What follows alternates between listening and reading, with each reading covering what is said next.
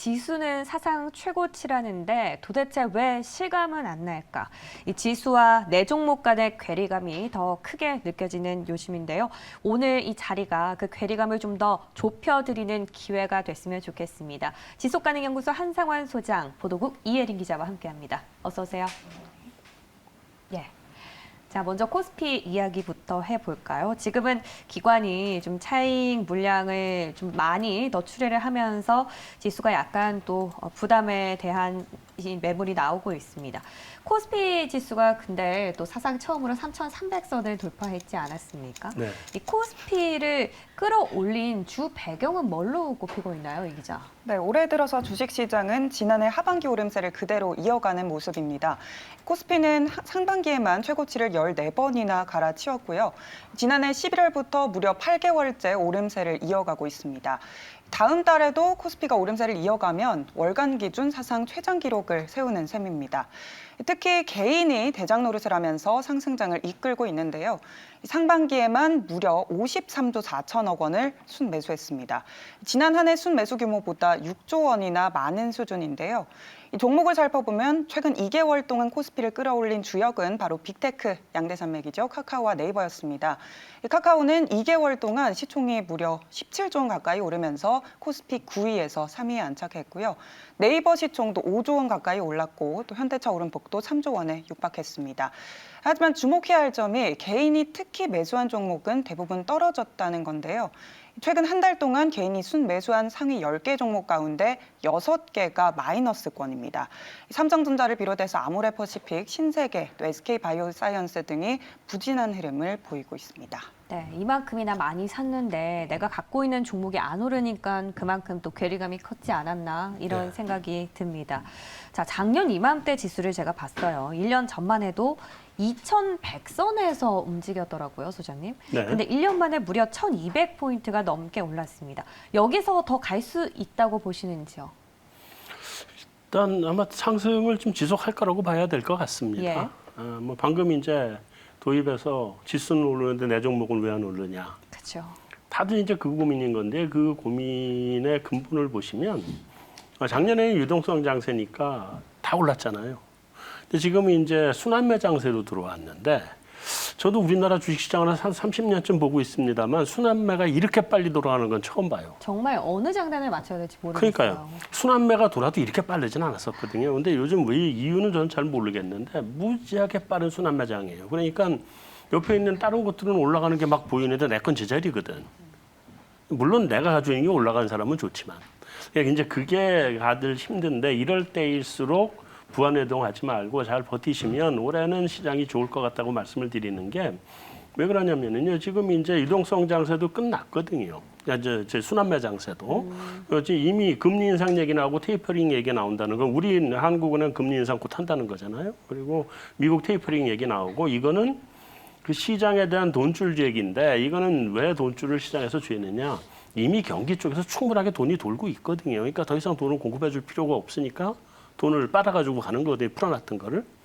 그러니까 경기 쪽에서 지금 좋아지면서 충분하게 돈이 돌고 있다. 그 얘기는 올해 이익 모멘텀이 점점 좋아진다. 그래서 증시의 그 애널리스트 올해 이익 전망을 보면 이익 전망이 계속 올라가고 있거든요. 그러면 우리가 똑같은 펄을 적용한다 그래도 이익 추정치가 늘어나는 만큼 지수는 상승할 여력이 있다. 이렇게 생각을 하시고요. 내게 지금 뭐 좀 힘든 구간을 지나간다고 하더라도 내가 가지고 있는 것이 이익 전망치가 계속 올라가기만 한다 그러면 그럼 주가는 언젠가는 반영이 되니까 그런 거 이렇게 너무 힘들어하지 않고 참고 계시면 좋은 날이 올 것 같습니다. 그럼 이익 전망치라는 말씀은 한마디로 실적이 좋은 기업을 보자라는 건가요? 그렇죠. 아니면 네. 이 대비해서 뭔가 주가가 좀 더 저렴한 기업을 보자라는 말씀이세요? 정확하게는 이익 대비해서 주가가 저렴한 기업을 봐야 돼요. 왜냐하면 참 어렵다. 어렵죠. 왜냐하면 예. 작년에 유동성 장세, 올해 순환매 장세까지 섹터 로테이션까지 오면서 네. 올해 이익이 늘어날 걸 전부 다 선반영을 해버렸잖아요. 선반영에서 많이 올라왔어요. 지금 주식들 주가 보면 안 올라간 게 없죠. 싸 보이는 주식이 별로 없어요. 그러니까요. 그렇다는 얘기는 뭐냐면 아무 주식이나 골라서는 이제는 안 되고 이익이 늘어나거나 이익 성장이 지속될 걸로 보이는 섹터를 좀 고르시고 그 안에 개별 종목 중에 실적은 굉장히 좋다고 나오는데 주가가 왜 이거밖에 안 되지? 하는 그런 종목을 골라 들어가셔야 이제부터는 돈을 버는 구간으로 왔다. 그래서 이익 전망치가 올라가는 업종에 저퍼나 저 PBR 종목을 찾는 노력들을 하셔야 돈 버는 세상으로 이제는 넘어왔습니다. 그래서 내가 가지고 있는 종목 다시 한번 잘 점검해 보시고 아직도 싼 종목들은 많이 있거든요. 그래서 돈 네. 벌 기회는 있다. 이렇게 생각을 하시면 될 것 같습니다. 대표적인 저퍼 섹터가 어딘지 저희가 안 여쭤볼 수가 없는데 사실 지난주 월요일 날 저희가 월요일마다 이렇게 소장님을 뵙지 않습니까? 네, 네. 지난주 월요일에 저희가 원자재 이야기하면서 네. 그날 굉장히 낙폭이 심해가지고 네. 다음날 반등을 할 수 있을지 뭐 이런 얘기들을 하면서 소장님이 2개 다 질문에 대한 답을 맞춰주셨어요. 네. 그래서 오늘도 좀 기대를 걸어보면서 그러면 저 PER 섹터는 어디로 보시는지 약간 어려운 질문일 수 있는데 굉장히 어려운 질문이죠. 예. 지난번에 제가 맞췄던 거는 네. 미국장이 빠지면서 우리도 무지하게 빠져가지고 이게 이제 반등이 나올 거다라고 말씀드렸는데 그날은 안 나고 그 다음날 반등이 나왔던 거고. 그다음에 이제 원자재 쪽이 지금 바닥 잡은 것 같다. 원자재 쪽이 저가 매수가 유효한 시점에 온 것 같다 말씀드렸는데 그것도 사실은 다 오르기 시작을 했죠. 맞아요. 다시. 최광석 구리까지 다 갔어요. 네, 다 좋죠. 예. 근데 지금은 어떤 섹터를 보시는 거는 그렇게 의미가 없나요? 의미가 없는 시장인 것 같아요. 그리고 제가 사실은 말씀드리려고 2가지를 준비해 가지고 왔는데 네네. 앞에 전문가분이 먼저 다 말씀을 하셨어. 아 그래도 한번 금리 상승기에 좋은 거 은행주.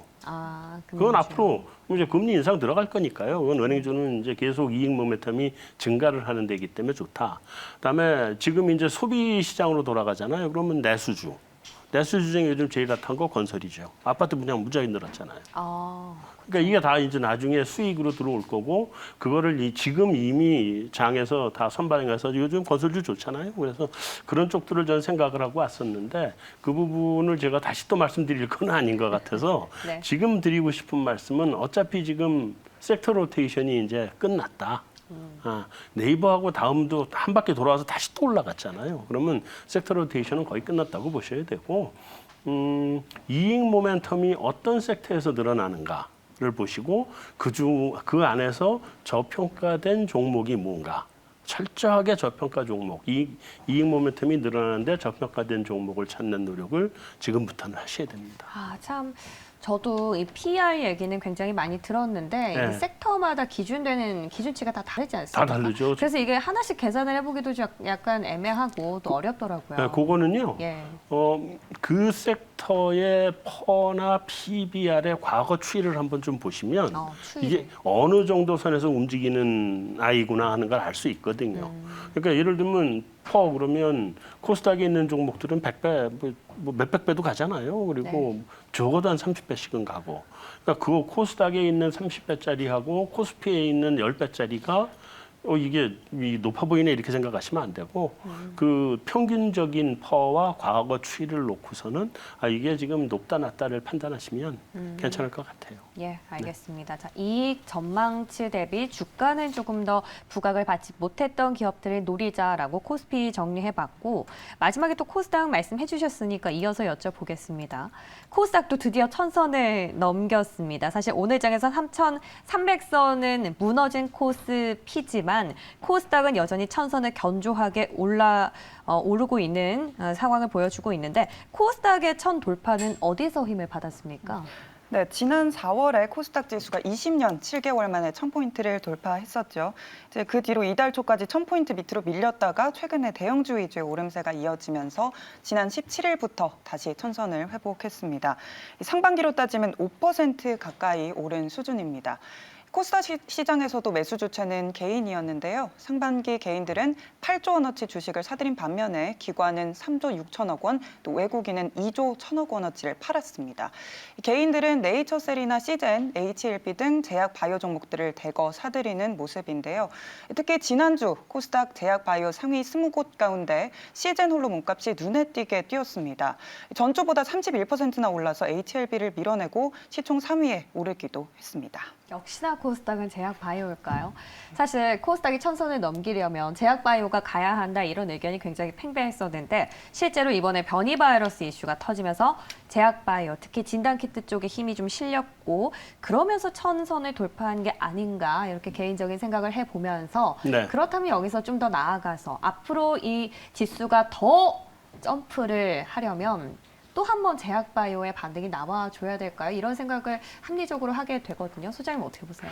일단 우리 코스닥이 제약바이오 비중이 너무 크죠. 사실 그죠. 그쪽으로 다 몰려 있고요. 그러니까요. 근데 우리 코스닥이 이제 뭐 아시는 분들은 아시겠지만 처음에 시작할 때는 그때 완전 IT였거든요. 뭐 네이버 있지도 않던 시절에 다음, 뭐 세롬, 그 나중에 이제 네이버가 만들어지고 그쵸, 약간 미국의 기술주처럼 닷컴 버블 나왔어요. 때였죠. 2003년 닷컴 버블 때 이게 지수가 원래 100이 기준 지수인데 이게 얼마까지 한 300까지 갔었어요. 그러니까 지금 이게 나중에 이제 100m에서 50도 떨어지고 마니까 나중에 곱하기 10을 해준 거라서 지금 기준 지수가 1000이거든요. 그럼 그때는 지금 기준 지수로 치면 3000을 갔다는 얘기거든요.